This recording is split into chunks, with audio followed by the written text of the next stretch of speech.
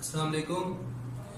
تحریک پاکستان اور پاکستان کا قیام، آج ہم منٹو مارلے اصلاحات اور میثاق لکھنؤ کے بارے میں پڑھیں گے، جو میں نے ادھر مینشن بھی کر دی ہے۔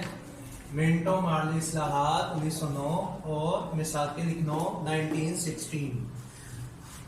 یہ پیج ہے، پیج نمبر 21۔ منٹو مارلے اصلاحات۔ سب سے پہلے میں منٹو کا آپ کو بتا دوں، لارڈ منٹو جو تھا وہ برے صغیر میں یعنی کہ برطانوی حکومت کی طرف سے ایک وائسرائے تھا۔ اس کا کام یہ تھا کہ برطانیہ کی یعنی کہ حکومت کو برطانیہ کی حکومت کی جو احکامات ہیں، جو اصلاحات ہیں، ان کو برے صغیر میں نافذ کرنا ہے۔ اس کا یعنی کہ انعقاد 1909 میں ہوا۔ اس نے برے صغیر کا نظام بہتر طریقے سے چلانے کے لیے کچھ اصلاحات نافذ کی، جسے منٹو مارلے اصلاحات بھی کہتے ہیں۔ ریسنٹلی دیکھا جائے تو ہم نے پیچھے مسلم لیگ کے قیام کے بارے میں پڑھا تھا، شملہ وفد کے بارے میں پڑھا تھا۔ اب انگریزوں کو یہ پتا چل رہا تھا کہ انڈین نیشنل کانگریس کے بعد ایک دوسری بھی بڑی پارٹی ہے، جو کون سی ہے؟ مسلم لیگ۔ اس لیے انہوں نے 1909 میں اپنا جو وائسرائے تھا وہ چینج کیا اور لارڈ منٹو کو بھیجا تاکہ وہ ادھر جا کے بڑے صغیر کا جو نظام ہے وہ سنبھال سکے۔ اب لارڈ منٹو نے 1909 میں کچھ اصلاحات نافذ کی، جن کو میں پڑھ کے آپ کو بتا دیتا ہوں۔ 1905 میں تقسیم بنگال کی وجہ سے ملک میں سیاسی بے چینی بڑھ گئی تھی۔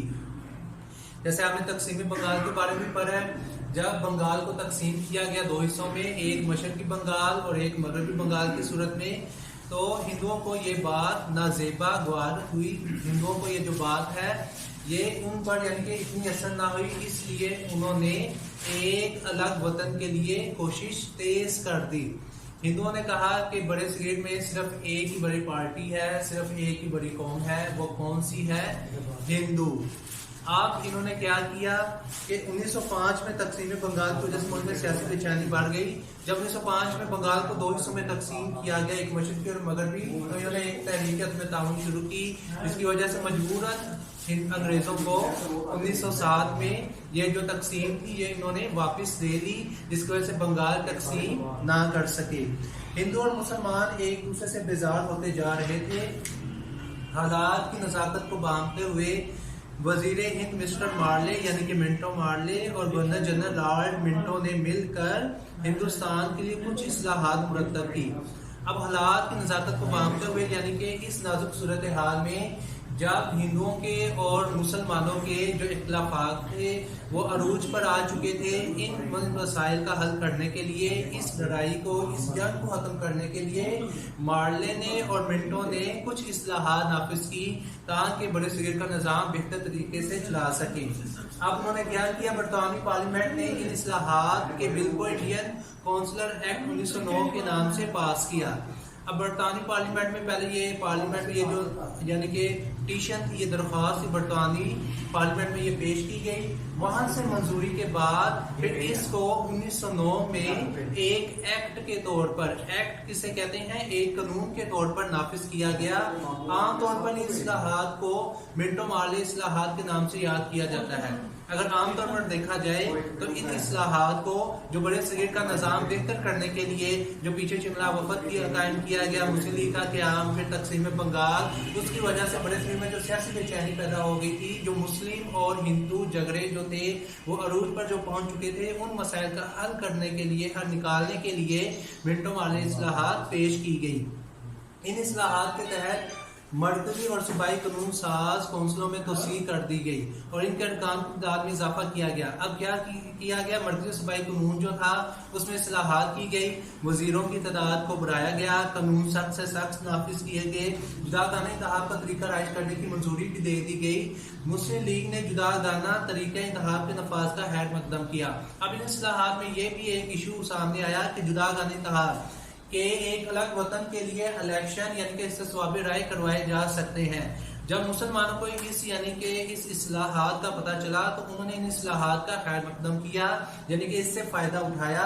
یہ مطالبہ شملہ وفد کے ممبران مسلمانوں نے 3 سال قبل یعنی 1906 میں لارڈ منٹو سے ملاقات کے دوران کیا تھا۔ اب 3 سال پہلے جب شملہ وفد لے کے گئے تھے مسلمان سر آغا خان کی قیادت میں، تب انہوں نے یہ اپنی جو پٹیشن تھی، جو درخواست تھی وہ پیش کی کہ بڑے صغیر میں ایک الگ انتخابات ہونے چاہیے۔ اب اس کی منظوری 3 سال بعد جو 1909 میں کی گئی، 1906 میں یہ لے کے گئے اور 1909 میں ان اصلاحات کا نافذ کیا گیا۔ اب مسلمانوں کو یہ حق مل گیا کہ وہ ایک الگ انتخابات، ایک الگ استصواب رائے کرا سکتے ہیں اور اپنے الگ وطن کے لیے جدوجہد بھی کر سکتے ہیں۔ اب دوسرا پوائنٹ کیا ہے؟ میثاق لکھنؤ 1916۔ جیسے میثاق لکھنؤ آپ نے ریسنٹلی بک میں بھی پڑھا ہے، 1916 میں میثاق لکھنؤ کے تحت قائد اعظم نے کیا کیا کہ ہندوؤں اور مسلمانوں کو متحد کر دیا۔ میثاق لکھنؤ، لکھنؤ ایک شہر ہے جو انڈیا میں ہے، اس میں قائد اعظم نے میثاق کہتے ہیں کوئی معاہدہ لکھنا، کوئی ایک معاہدہ لکھا۔ اس معاہدے کے تحت جو 1919 میں پیش کیا، 1916 میں پیش کیا گیا، اس میں یہ طے پایا گیا کہ مسلمان اور ہندو جو ہیں وہ متحد ہو جائیں گے اور انگریزوں سے آزادی حاصل کریں گے۔ 1916 میں لکھنؤ میں مسلم لیگ اور کانگریس کا مشترکہ اجلاس ہوا۔ اب 1916 میں مسلم لیگ کا اور کانگریس کا جو دو بڑی پارٹیز تھی، بڑے سگریٹ کی، ان کا ایک مشترکہ اجلاس ہوا، کمبائنڈ اجلاس یعنی کہ کانفرنس کی گئی۔ دونوں پارٹیوں کے درمیان ایک معاہدہ طے پایا۔ اب دونوں کے درمیان ایک میثاق یعنی کہ ایک معاہدہ طے پایا، جس کا کس چیز کا نام دیا گیا؟ میثاق لکھنؤ کا نام دیا گیا۔ اس معاہدے میں پہلی بار مسلمانوں کو الگ قوم تسلیم کر لیا گیا۔ اب اس معاہدے میں 1857 کی جنگ کے بعد جو تحریک شروع کی تھی سر سید احمد خان نے کہ مسلمان ایک الگ قوم ہے، اب اس کو انگریزوں نے کب اس کا یعنی کہ اقرار کیا، کب اسے مانا گیا؟ 1916 کو۔ کس کی وجہ سے؟ قائد اعظم کی وجہ سے۔ لکھا ہوا ہے نا کہ مسلمانوں کو الگ قوم تسلیم کیا گیا اور جدا گانہ انتخاب کے مطالبے کو تسلیم کر لیا گیا، اور یہ بھی مسلمانوں کی بات مان لی گئی کہ الگ یعنی کہ ایک جدا گانہ انتخاب، ایک الیکشن کرایا جائے گا جس میں پتہ چل جائے گا کہ یہ حصہ مسلمانوں کا ہے، یہ علاقے ہندوؤں کے ہیں۔ قبل ازیں اس سے پہلے، قبل ازیں کہتے ہیں اس سے پہلے 1909 میں منٹو مارلے اصلاحات میں اس مطالبے کو حکومت پہلے ہی تسلیم کر چکی تھی۔ اب جدا گانہ انتخابات کے اصول کو اگر دیکھا جائے تو 1909 میں جب منٹو مارلے اصلاحات پیش کی گئی، حکومت تب بھی جدا گانہ انتخابات کے اصول کو تسلیم کر چکی تھی۔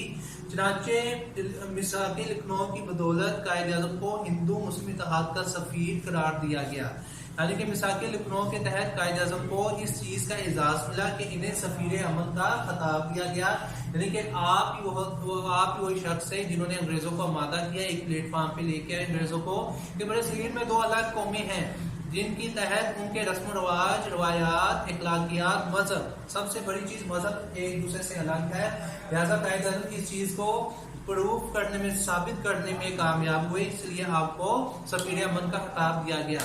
جیسے 1916 میں میثاق لکھنؤ کے تحت قائد اعظم نے ہندو اور مسلمانوں کو متحد کر دیا اور مسلمانوں کے لیے ساتھ ہی ایک متحد کیا، ایک جوڑے رکھا۔ اس کے بعد قائد اعظم نے یہ بھی واضح کیا، یہ مسلمانوں کی جدا گانہ انتخاب پر زور دیا۔